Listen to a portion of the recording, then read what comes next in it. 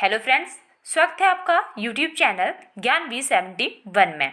आज हमारा sound wave topic का पार्ट रहेगा सेकंड। इसका जो है एक पार्ट हम पहले ही अपने चैनल पे अपलोड कर चुके हैं, तो आप जो है वो चैनल की प्लेलिस्ट में जाके इसका जो है फर्स्ट पार्ट देख सकते हो। सबसे पहले रहेगा हमारे पास relation between wavelength, frequency and velocity of wave. तो इनके बीच में क्या रिलेशन होता है? वेलोसिटी ऑफ वेव जो है वो फ्रीक्वेंसी इंटू वेवलेंथ के बराबर होती है। Velocity of wave equal to frequency into wavelength. इससे इस प्रकार के क्वेश्चन पूछे जाते हैं इस टॉपिक से कि वेलोसिटी ऑफ वेव हमें निकालनी होती है और फ्रीक्वेंसी और वेवलेंथ हमें दी होती है। ये न्यूमेरिकल जैसे क्वेश्चन होते हैं। इससे पहले भी 2 बार क्वेश्चन आ चुका है, तभी मैंने जो है ये वाला भी यहाँ पे ऐड कर दिया है। या फिर क्वेश्चन इस प्रकार बन सकता है कि वेलोसिटी ऑफ वेव हमारे पास दी हो और जो है फ्रीक्वेंसी भी दी हो और जो है हमें वेवलेंथ निकालनी हो। तो अगर आपको रिलेशन आता होगा तो आप उस रिलेशन को अरेंज करके ये वैल्यू भी निकाल सकते हो। तो आपने जो है इसको भी ढंग से तैयार करना है, इस रिलेशन को याद रखना है, क्योंकि यहाँ से क्वेश्चन जो है वो पहले आ चुका है। अगर आपने देखने होंगे क्वेश्चन तो मैंने आपको पहले भी बताया है कि हमने जो है अपने चैनल पर 2017 से लेकर 2021 तक जितने भी टैट के HP टैट नॉन मेडिकल के पेपर हुए हैं उन सारे के फिजिक्स वीडियो एक साथ 210 क्वेश्चन एक ही वीडियो में डाल दिए हैं। तो आपने जो है वहाँ पे जाके देख लेनी है कि किस प्रकार के क्वेश्चन जो है इन टॉपिक से डाले जाते हैं, क्योंकि अगर मैं सारे वो क्वेश्चन यहाँ पे दिखाऊँ अगर आपको तो फिर हमारी वीडियो जो है वो बहुत लंबी हो जाती है। फिर भी मैं कोशिश करती हूँ कि बीच बीच में अगर कहीं पे मैं दिखा सकूँ तो मैं आपको एक आधा क्वेश्चन दिखा देती हूँ किसी टॉपिक का। पर अगर आपने पूरा देखना हो तो आप जो है उस वीडियो में जाकर देख सकते हो, क्योंकि वो 210 क्वेश्चन है। इतने क्वेश्चन देख के आपको पता लग जाएगा कि किस टॉपिक से जो है वो किस प्रकार के क्वेश्चन जो है वो पूछे जा रहे हैं। नेक्स्ट रहेगा हमारे पास speed of sound. Speed of sound is different in different medium. जो स्पीड होती है साउंड की वो डिफरेंट मीडियम में डिफरेंट होती है। In a medium the speed of sound basically जो ये डिपेंड करती है ये करती है elasticity and density of the medium. इस प्रकार के क्वेश्चन जो है वो छोटे छोटे टैग में पूछे जाते हैं, तो आपने जो है ऐसे क्वेश्चन जरूर याद करने हैं कि किस पे डिपेंड करती है। तो ये करती है इलास्टिसिटी पे और डेंसिटी पे ऑफ द मीडियम। नेक्स्ट रहेगा कि स्पीड ऑफ साउंड, पहले भी क्वेश्चन पूछा गया है कि स्पीड ऑफ साउंड जो है वो किसमें मैक्सिमम होती है। तो speed of sound is maximum in solids. Solid में जो है वो स्पीड ऑफ साउंड मैक्सिमम होती है, और जो स्पीड ऑफ साउंड जो मिनिमम होती है ये होती है गैसेस में। तो आपको पता होना चाहिए किस प्रकार दे देते हैं वो कि सॉलिड, फिर आपको बोल देंगे कि गैस, फिर दे देंगे लिक्विड। तो आपको पता होना चाहिए कि किसमें जो है वो ज़्यादा होती है। अगर ज़्यादा पूछेंगे स्पीड ऑफ साउंड किसमें मैक्सिमम होती है तो होती है सॉलिड्स में, और मिनिमम के लिए पूछेंगे तब फिर आपका आंसर जो रहेगा वो रहेगा गैस।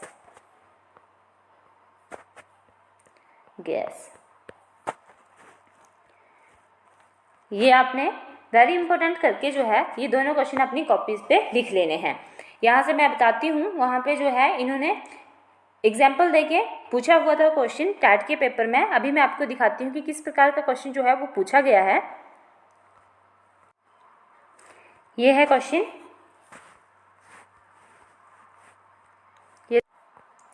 ये है कि velocity of sound is maximum in.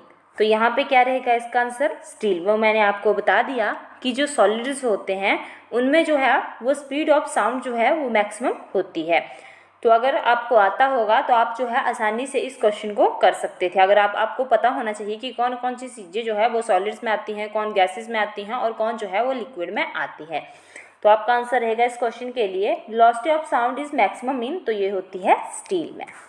इस कई बार जो है वो ऐसे पूछ ले जाते हैं एग्जाम्पल्स देके, और कई बार जो सीधा ही पूछ ले जाता है कि speed of sound is maximum in या मिनिमम नीचे दे देंगे सॉलिड, लिक्विड, गैस या नन ऑफ दीज। इस प्रकार के जो है ऑप्शन नीचे दे दी जाएंगे, या फिर इस प्रकार से पूछते हैं। तो आपको जो है पता होना चाहिए कि इसका जो आंसर क्या रहेगा।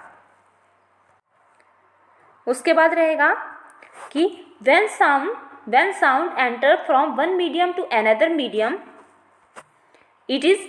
तो क्या होता है जब जो है साउंड एक मीडियम से दूसरे मीडियम में जाती है तो क्या होता है कि उसकी जो है वो स्पीड चेंज हो जाती है, वेवलेंथ चेंज हो जाती है, बट फ्रीक्वेंसी रिमेन अनचेंज्ड।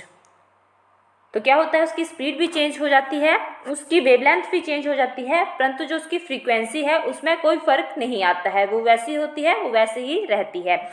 अब मैं ये क्वेश्चन भी आपको बताती हूँ, जो अभी 2021 वाला जो जून में टेट का एग्जाम हुआ है उसमें ये क्वेश्चन पूछ लिया गया था। तो इस टॉपिक से इसी प्रकार के छोटे छोटे क्वेश्चन बनते हैं। ये देखिए आप question, the quantity which does not change when sound enter from one medium to another is. जब ध्वनि एक माध्यम से दूसरे माध्यम में प्रवेश करती है तो कौन सी मात्रा बदलती नहीं है। तो वो मात्रा रहेगी हमारे पास, वो है फ्रीक्वेंसी।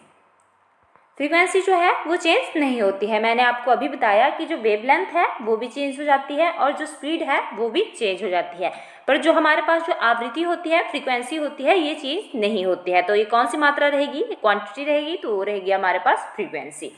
तो मैंने आपको साथ में ये भी बता दिया कि किस प्रकार के क्वेश्चन जो है यहाँ से पूछे जाते हैं।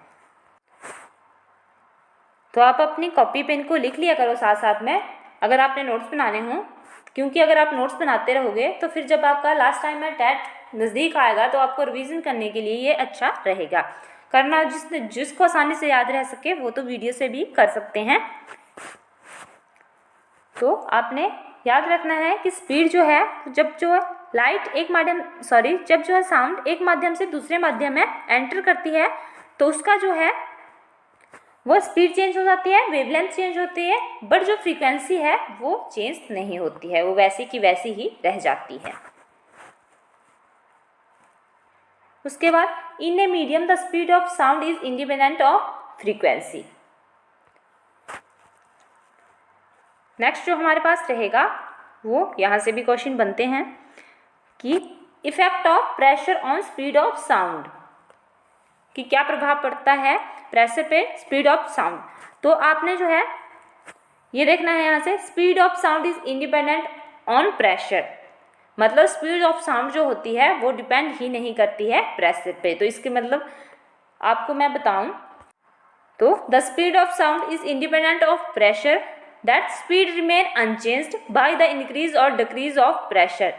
तो स्पीड जो है वो वैसी की वैसी ही रह जाती है, चाहे हमारे पास प्रेशर इंक्रीज हो या डिक्रीज हो। तो ये आपको ज़रूर ध्यान रखना है कि स्पीड ऑफ साउंड जो है इंडिपेंडेंट होती है प्रेशर पे, ये डिपेंड नहीं करती है प्रेशर पे। स्पीड रिमेन्स अनचेंज्ड, स्पीड हमेशा जो है वो अनचेंज रहती है, चाहे हमारे पास प्रेशर चाहे डिक्रीज हो रहा हो चाहे इंक्रीज हो रहा हो। ऐसे छोटे छोटे क्वेश्चन ही वहाँ पे पूछे जाएंगे। उसके बाद रहेगा effect of temperature on speed of sound, कि टेम्परेचर का क्या प्रभाव पड़ता है स्पीड ऑफ साउंड पे। तो ये जो है speed of sound increase with the increase of temperature of the medium. जो स्पीड ऑफ साउंड होती है इंक्रीज कर जाती है with the increase of temperature of the medium. अगर जो मीडियम का टेम्परेचर है वो इंक्रीज होगा तो हमारे पास जो है वो स्पीड ऑफ साउंड होती है वो भी इंक्रीज होती है। The speed of sound in air increase by 0.61 metre per second when the temperature is increase by 1 degree Celsius. Next जो रहेगा वो है हमारे पास इको साउंड। इसकी मैंने यहाँ पे डेफिनेशन नहीं लिखी हुई है क्योंकि डेफिनेशन जो है वो टेट में पूछी नहीं जाएगी, पर फिर भी मैं आपको इसकी डेफिनेशन बता देती हूँ। The sound waves received after being reflected from a high tower और mountains is called echo. Echo क्या होता है, रिफ्लेक्शन बैक ऑफ साउंड। अगर मैं आपको सिंपल शब्दों में बताऊं तो जब किसी स्रोत से उत्पन्न ध्वनि आगे जाकर किसी वस्तु, जैसे हो गया हमारे पास दीवार हो गया, पहाड़ हो गया, टावर हो गया, से टकराकर पुनः स्रोत के पास वापस लौटती है तो इसे जो है वो प्रतिध्वनि कहते हैं, मतलब इको कहते हैं, इको साउंड। और ये जो है वस्तुतः यह ध्वनि के परावर्तन का परिणाम है। तो आपको पता होना चाहिए कि ये जो इको साउंड है ये जो है वो ध्वनि के परावर्तन का परिणाम है। पर इको का मतलब है रिफ्लेक्शन बैक ऑफ साउंड। इससे जो क्वेश्चन पूछे जाते हैं वो ये मैंने लिखा हुआ है, to hear echo the minimum distance between the observer and the reflector should be 17 metre. टैट में ये क्वेश्चन पहले भी पूछा गया है कि उसे सुनने ध्वनि को इसको जो है इसको सुनने के लिए जो है वो मिनिमम डिस्टेंस कितना होना चाहिए ऑब्जर्वर एंड रिफ्लेक्टर के बीच में, तो वो होना चाहिए 17 मीटर। कहीं कहीं पे जो है ये वैल्यू जो है वो 16.6 मीटर भी लिखी हुई है, तो आपने जो है वो दोनों ही याद रखनी है। एग्जैक्ट जो है वो है 17 मीटर, पर कहीं जो है मेरे को 16.6 मीटर भी मिला है, तो आपने जो है ये दोनों की दोनों वैल्यू ही याद रखनी है, क्योंकि कई बार जो क्या करते हैं एग्जैक्ट वैल्यू नहीं लिखी होगी वहाँ पे 17 मीटर, इसके जो नियर जैसे कोई वैल्यू है जैसे 16.6 हो गया तो ये लिखी होगी वहाँ पे फिर, तो आपने जो है ऐसा देख लेना होता है। कई बार ये क्या करते हैं कि बिल्कुल एग्जैक्ट वैल्यू नहीं लिखते हैं, उसकी नियर की कोई वैल्यू लिख देते हैं, तो आपने जो है वो नियर वाली जो वैल्यू होगी अगर आपको एग्जैक्ट पता होगी तो फिर आपको ये भी पता लग जाएगा कि ये इसके सबसे ज़्यादा नियर है, तो वो जो है आपने टिक करके आना होता है पेपर में, क्योंकि कई बार जो होता है उसका जो ऐसा नहीं है कि आप सभी को जो है एक एक मार्क्स मिल जाए अगर क्वेश्चन गलत हो। कई बार जो है इन्होंने इस प्रकार भी डाला होता है, जैसे कि कई जगह लिखा हुआ है कि इसकी जो वैल्यू है वो 17 मीटर तो है, पर कहीं कहीं जो इसकी वैल्यू जो है वो 16.6 मीटर भी लिखी गई है, तो मैंने आपको दोनों ही बता दी, क्योंकि वहाँ जाके फिर आप कंफ्यूज हों तो उससे अच्छा है कि आपको दोनों ही पता होने चाहिए। हो सकता है 16.7 भी लिखी हो कहीं पे, तो आपने जो है ये याद रखनी है कि जो 17 के नज़दीक जैसे होगी फिर उसको टिक करना है। तो मैंने दो जो है जो दो मेरे को मिली वो मैंने दोनों की दोनों आपको बता दी। नेक्स्ट क्वेश्चन रहेगा, इससे भी क्वेश्चन बनता है। नेक्स्ट रहेगा अब, for hearing equal sound the time interval between original sound and reflected sound must be. इन दोनों के बीच में जो है वो टाइम भी पूछा जाता है कई बार, और ये क्वेश्चन जो है वो टैट में आ चुका है कि for hearing equal sound the time interval between original sound and reflected sound should be. तो कितना होता है ये मैंने लिखा हुआ है, आपको दिख नहीं रहा हो, ये मैंने लिखा है 1/10 सेकेंड। जहाँ आप अपनी कॉपी पे लिखते होंगे वहाँ पे लिख लेना, ये लिखा है मैंने 1/10 सेकेंड, और फिर जो है इसको कन्वर्ट कर दिया है काट के, तो आपको पता है कि कैसे इसको काटा जाता है, तब फिर इसकी वैल्यू आती है 0.1 सेकेंड। ये तो आपको दिख रहा होगा कि ये मैंने लिखा है 0.1 सेकेंड, तो ये दोनों तरह से लिखा होता है, कहीं कहीं पे जो है वो 1/10 सेकेंड लिखा होगा या फिर 0.1 सेकेंड लिखा होगा, तो आपको जो है वो दोनों ही पता होना चाहिए कि ये दोनों एक ही होते हैं। जब आप काटोगे इनको तो आपको पता लग जाएगा कि ये दोनों एक ही हैं। और जो ये और करके लिखा है ये दोनों एक ही बात है, जो मैंने ऊपर बोला वो भी यही है, persistent of year, effect of sound in year, तो दोनों एक ही है, इसलिए मैंने और करके लिख दिया है, क्योंकि क्वेश्चन जो है वो दोनों तरह से पूछा जा सकता है, ऐसे भी पूछा जा सकता है और ऐसे भी, तो ये मैंने दोनों सेम ही है, ये एक ही बात है ये, पर मैंने और करके लिख दिया था क्योंकि क्वेश्चन जो है वो किसी भी प्रकार पूछा जा सकता है। पहले जो टैट में क्वेश्चन आया था वो ये आया हुआ था इस प्रकार से कि फॉर हियरिंग की sound the time interval between original sound and reflected sound should be, तो ऑप्शन दिए हुए थे वहाँ पे लिखा था 0.1 सेकेंड, इस प्रकार पूछा हुआ था वहाँ पे, तो फिर 0.1 सेकेंड और 1/10 सेकेंड दोनों एक ही बात हैं। और परसिस्टेंस ऑफ साउंड और effect of sound on year is, तो ये भी सेम ही है, क्योंकि क्वेश्चन जो है वो किसी तरह से भी पूछ लिए जाते हैं। नेक्स्ट रहेगा अब हमारे पास, due to refraction sound is heard at longer distance in night than a day. तो किसके द्वारा जो है हमें रात को जो है वो आवाज़ें ज़्यादा दूर तक चली जाती हैं हमारी आवाज़ें एज़ कम्पेयर टू दिन में, तो वो क्यों होता है, ड्यू टू रिफ्रैक्शन के कारण। क्वेश्चन बन सकता है, पहले तो मैंने नहीं देखा है ये क्वेश्चन, पर हो सकता है क्वेश्चन बन जाए कि sound is heard at longer distance in night than a day. तो ये क्यों होता है, रिफ्रैक्शन के कारण जो है हम जो है आवाज़ें रात को दूर दूर तक सुन सकते हैं, परंतु दिन में ऐसा नहीं होता है। नेक्स्ट रहेगा, effect of humidity on speed of sound. तो कि ह्यूमिडिटी का क्या प्रभाव पड़ता है स्पीड ऑफ साउंड पे। इससे पहले हमने करा था कि जो प्रेशर है उसका क्या प्रभाव होता है स्पीड ऑफ साउंड के, और जो टेम्परेचर है उसका क्या प्रभाव होता है स्पीड ऑफ साउंड पे। तो उसके बाद जो लास्ट रहेगा अब हमारे पास वो है effect of humidity on speed of sound. Speed of sound is more in humid air, ये 2 बार लिख दिया था मैंने, तब मैं यहाँ से कट कर दिया है। Speed of sound is more in humid air than in dry air because the density of humid air is less than the density of dry air. तो हो सकता है इस प्रकार का क्वेश्चन, क्योंकि इफेक्ट ऑफ प्रेशर और टेम्परेचर दोनों का पूछा जाता है स्पीड ऑफ साउंड पे, तो हो सकता है ये क्वेश्चन भी पूछ लिया जाए। तो आपने याद रखना है कि स्पीड ऑफ साउंड जो है वो ज़्यादा होती है ह्यूमिड एयर में than in dry air, because क्योंकि डेंसिटी जो होती है ह्यूमिड एयर की वो कम होती है डेंसिटी ऑफ ड्राई एयर से। तो ये जो है वो साउंड वेव पे हमारा जो है वो सेकंड पार्ट रहेगा। इससे पहले जो है फर्स्ट पार्ट हमने डाल दिया था और ये रहेगा हमारा सेकंड पार्ट। इसके बाद जो है फिर भी इससे थोड़े से क्वेश्चन बच जाते हैं, वहाँ से जो है वो HP टेट में क्वेश्चन पूछे जाते हैं या पूछे गए हैं। तो फिर जो है वो हमें पार्ट 3 में डालना पड़ेगा, क्योंकि फिर तो ये वीडियो जो है बहुत लंबी हो जानी थी। इसलिए मैंने सोचा कि छोटे छोटे पार्ट में ही 3 पार्ट करके इसके डाल दिए जाएँ, कि अगर मैं इसमें डालती तो फिर ये वाली वीडियो बहुत लंबी हो जानी थी। इसलिए मैंने सोचा कि इसे हार्डली 12 या 13 मिनट की वीडियो ही बनाऊं और उसके बाद जो है उसे अलग पार्ट करके डाल दूं, क्योंकि वो भी फिर इतना बच जाता है।